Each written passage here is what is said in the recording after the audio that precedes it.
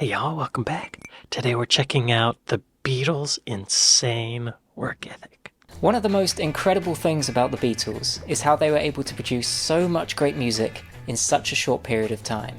Everything they recorded happened over the period of just 7 years.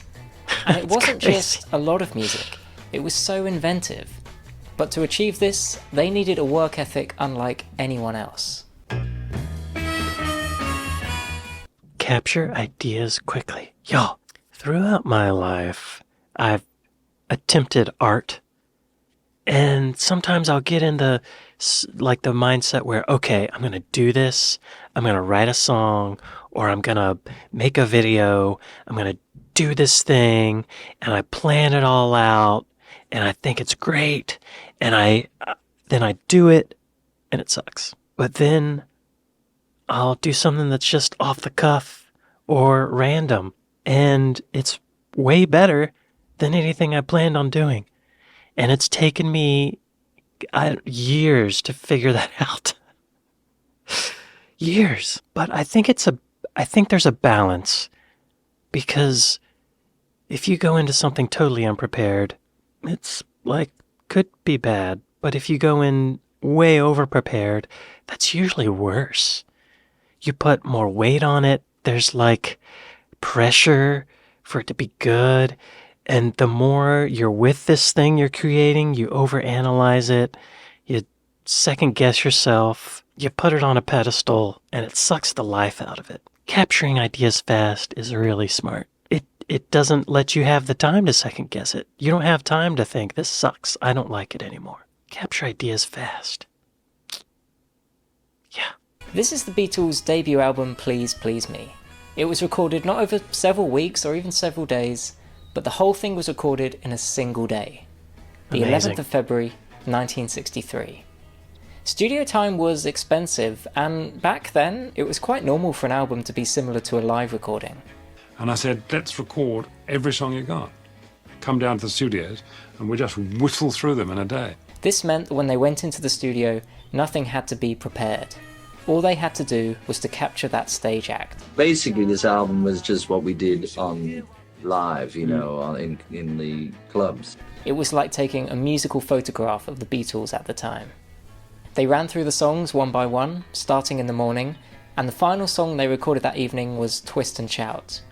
John Lennon actually had a cold that day and wasn't happy with his performance on Twist and Shout, so they attempted another take, but he was unable to sing anymore, so that take would have to do. Happy accident. I would argue that take is what made them catch a lot of ears, because his voice is all distorted. You can hear him trying it. It makes it sound like there's true emotional angst in there. I've heard this story before that it only took one day, one 12-hour session to record that album, and that it's essentially their live show. But I'm surprised at how many slow songs there are on that. Let's just look at the track listing. Here we go. I Saw Her Standing There, fast. Misery, kind of slow. Anna, kind of slow. Chains, medium. Boys, that's fast. Ask Me Why, kind of slow. Please Please Me, I would say fast. Love Me Do, slow. P.S. I Love You, slow. Baby It's You, slow. Do You Want to Know a Secret, medium. A Taste of Honey, slow, balladish. There's a Place, medium. Twist and Shout, high energy. I'm surprised at how many ballads they had in their live show. Usually you think for a live show you want to get the crowd going and high energy, fast. I wonder if there are any songs that were in their live show that are not on the album. There have to be, right? There have to be. The great thing about capturing an idea quickly, like a photograph, is that there's a certain magic to it.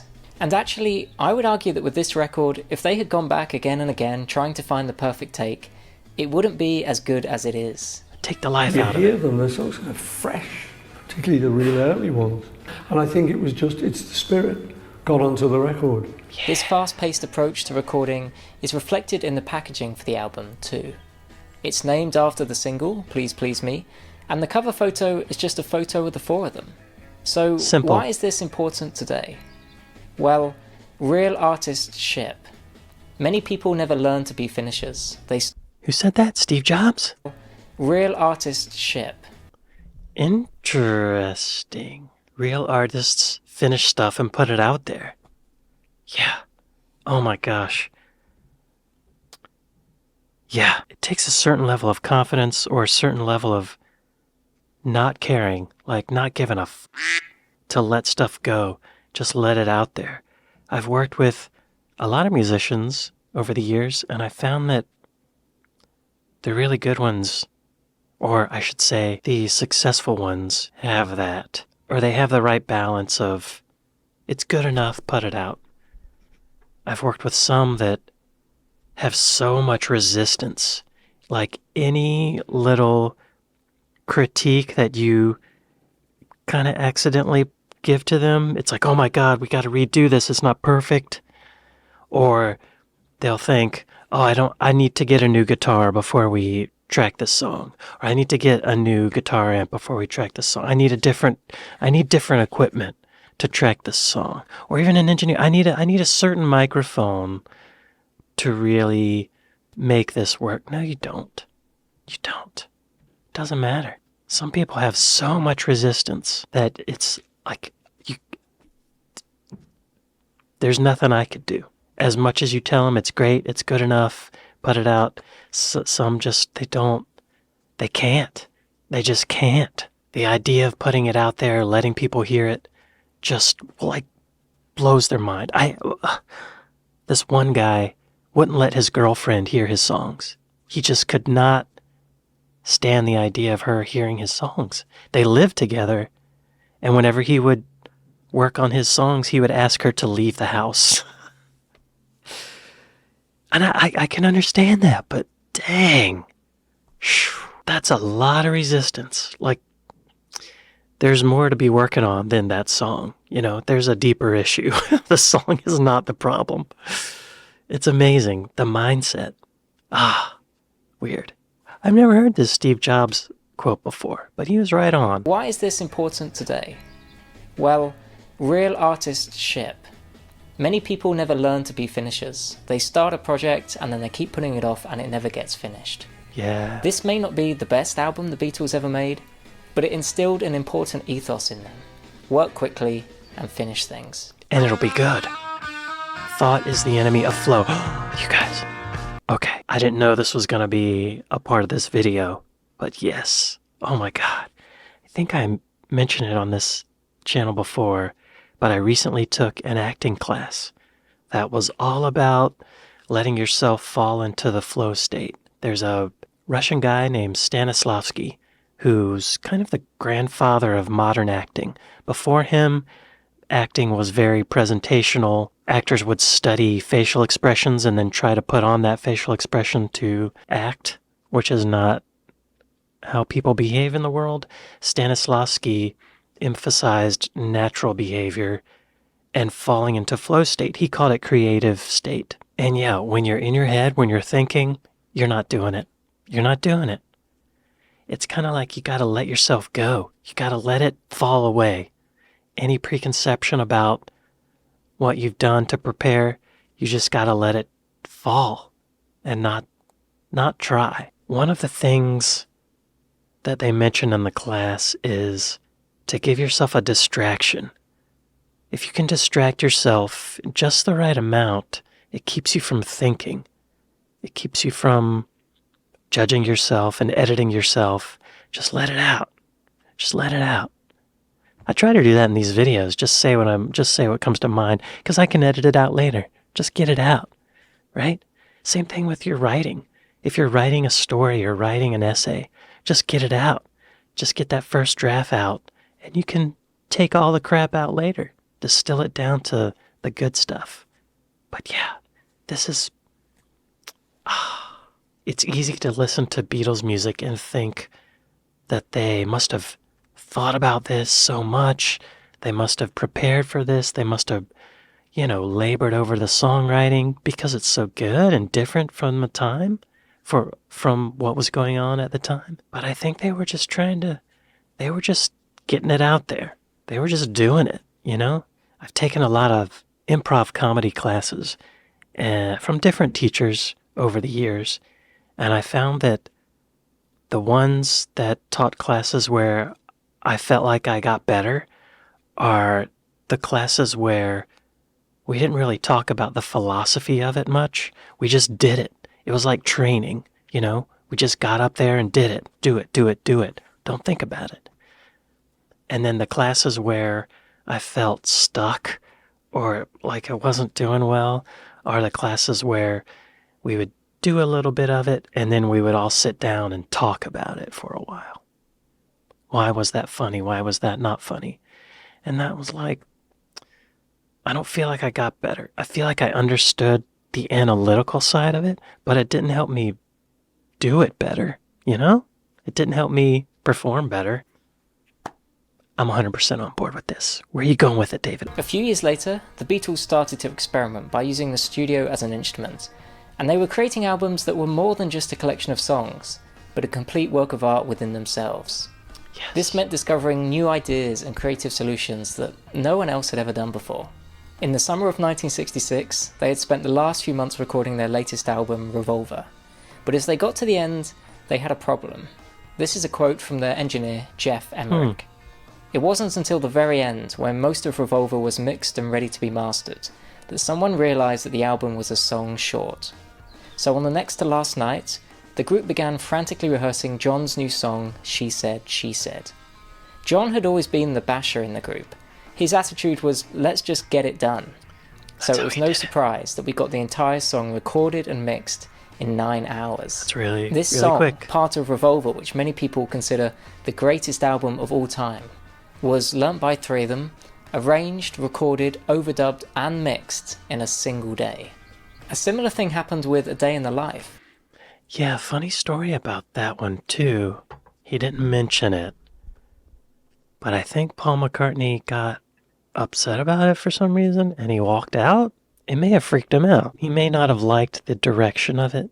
I can't imagine. Paul just says, I think we had a Barney or something, and I said, oh, F you. And then they said, well, we'll do it. So they're not really going into detail. Ah, when identifying the probable causes for McCartney's uncharacteristic behavior, Rodriguez cites later comments made by Lennon, specifically that Lennon appreciated Harrison's tendency to take it as is, whereas McCartney often took a musical arrangement in a direction he himself preferred, and that, given Lennon and Harrison's habit of teasing their bandmate over his refusal to take substances, McCartney possibly felt alienated by the song's subject matter. Lennon expressed satisfaction with the completed track, adding, the guitars are great on it. Yeah, interesting. I guess we'll never know. A similar thing happened with A Day in the Life. John had written most of the song, but there was something missing in the middle. They asked Paul if he had anything that would go in the middle, and Paul suggested the bit of music that he had, but of course it didn't fit with John's part. But for John, this wasn't a problem. And he said to Paul, have you got anything we can put in here? Paul said, not really. So I've got this song which I've been trying to get something out of. It doesn't go very far. Completely different tempo. Little jazzy little tune. And John said, that'll do. It's incredible. One of the most inventive pieces of music ever written is a result of That'll Do. One of my favourite quotes on creativity is something I first heard on Rick Beato's channel. Thought is the enemy of flow. You know, I was interviewing Vinny Colaiuta, and I said to him, my first question was, Vinny, talk about flow. And he said, thought is the enemy of flow. So many artists nowadays will spend... Yeah, y'all, I used to work with Rick Beato back at a studio in Atlanta called Tree Sound Studios. He rented a room there, and I was an engineer there. So many artists nowadays will spend days just trying to find the perfect snare sound, just to realise that not only does it not actually matter, but this overthinking takes them out of a state of flow. Yes. The Beatles were masters of working in a state of flow. But it wasn't just on these few rare occasions either. Often, if John and Paul had written a song shortly before, they'd bring it into the studio and George and Ringo would have to come up with ideas for that song on the day of the recording. Right away. Often me and John would have written the song the week before, and it was only me and John knew it. George and Ringo would watch it, and George would clock the chords, and we would just start recording it. If they'd spent any time thinking whether She Said, She Said had the perfect drum sound, they never would have got it down and finished Revolver. And anyone who gave a second thought as to whether the 2 bits of A Day in the Life worked together would have questioned if it would even work. But because they were in a state of flow, they just got on with it. There was actually a moment when they'd finished Revolver when Paul was starting to overthink things, but thankfully the other three put him at ease. And we had done Revolver, one of the early Beatles records. I got the horrors one day. I thought it was out of tune. I thought the whole album was out of tune. I listened to it, and for some reason, just thought, oh my God. And I went to the guys. That's that resistance. I said, it's out of tune. I don't know what we're going to do. He got a bit worried, listened to it. He said, no, it isn't. Okay. Wow. It's comforting to know that he has huge moments of doubt like that. One of the greatest songwriters ever, a Mozart of our day, and he's second-guessing himself. That's comforting. But he's overthinking. It just goes to show. He's overthinking. Some things don't help, like Ringo holding this umbrella. But something that would really help me is if you could please hit the subscribe button. Speaking of this umbrella, let's talk about breaking the rules. Ooh. The Beatles are perhaps the most famous rule breakers in all of music history. This is of course most evident in their recording technique, but breaking the rules is also at the very foundation of how the Beatles wrote music. The partnership between Lennon and McCartney is the most successful songwriting partnership of all time. But remarkably, they did this without knowing how to read or write music. You know, I meet a lot of young groups, and I say, I can't read music or write it. They go, what? That doesn't work. Well, if you've done this, how could you do it without... But it means that it's here. It's not on the paper. Because I think that's a superpower, because you're not thinking, oh, this chord is not in the correct key, but maybe it sounds good. If it sounds good, it is good. It's funny to watch some of these music analysis videos that I've seen about Beatles music, and a lot of them say, look what Paul did here. He made the seventh chord and he took and added a minor fifth or blah, blah, blah. But Paul wasn't thinking about that. He wasn't thinking about that. None of them were. They were just playing what sounded good. Freed their mind. You don't need music theory. Because they had no formal training and hadn't studied music theory, if something sounded good but wasn't supposed to be there, they went with it anyway because they didn't know or even care if they were breaking the rules. I'm quite lucky. It's like a big black hole in there. For me. When I sit down, there's like nothing. So in a way, I think that's quite good because I think hopefully then anything I write is possibly more original. Yeah. This lack of knowledge helped them in other ways too. Because they didn't know how to read or write music, when they'd written a song, they had no way to write it down. They would write the lyrics down, but you'll notice there aren't any chord symbols. This meant that when they wrote a song, it had to be good enough to be remembered. If it wasn't, they'd likely forget it. So I think sometimes it's a bit of an advantage to not know that much. Ignorance is bliss. Stay dumb. This rule breaking didn't just set them apart. It helped to reveal the true magic of the creative process. We tend to think of modern technology helping musicians, but the Beatles realised that there was a spirit to the music by having to work to these constraints. There are very few, if any, bands that were as creative as the Beatles. But as Paul states, the Beatles were just a great band. Nothing more, nothing less. Yeah, I think John Lennon said the same thing. I think that can be said for enjoying music or enjoying art in general as well. The more you know about it, the more you can see the formula in it or the technique, and it's not as mysterious and magical anymore. The more music theory you know, the more deep you get into the music industry and think about marketing and all that stuff, the less enjoyable it is. And the more the music you listen to becomes part of your identity, and you cut yourself off from stuff you wouldn't normally listen to. Same thing with performing. Like I mentioned improv a while ago. Before I studied it and took a bunch of classes in it, it seemed like this amazing feat for these people to get up on stage and make up this hilarious scene. How do they do that? Well, there's all these little tricks you do.